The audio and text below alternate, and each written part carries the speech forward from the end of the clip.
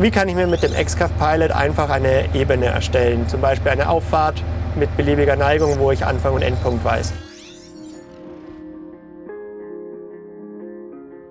Dafür gehe ich unten in das Designmenü, schaue mir aber zuerst an, mit welcher Ecke nehme ich es auf. In dem Fall ist es die linke Löffelecke.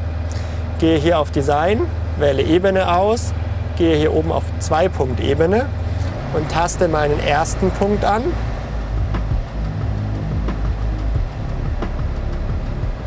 Punkt 1 und taste entsprechend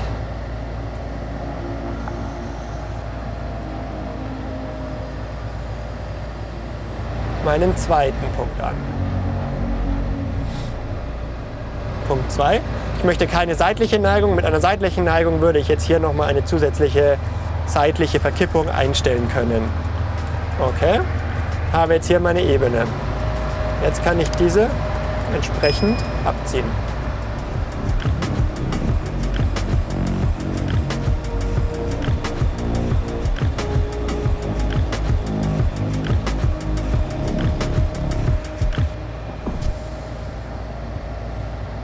Ich kann zusätzlich jetzt bei der Ebene auch hergehen und die Ebene in der Höhe ein bisschen versetzen. Also zum Beispiel minus 20, weil ich hier beim Aufnehmen jetzt ein bisschen zu hoch aufgenommen habe. Okay.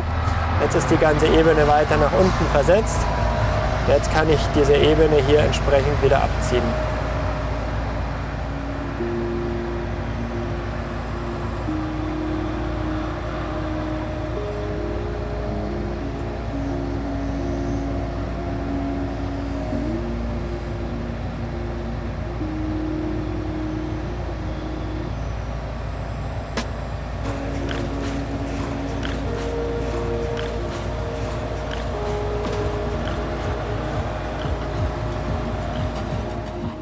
Wollt ihr noch mehr erfahren? Dann findet ihr hier noch weitere Videos zu unserem System.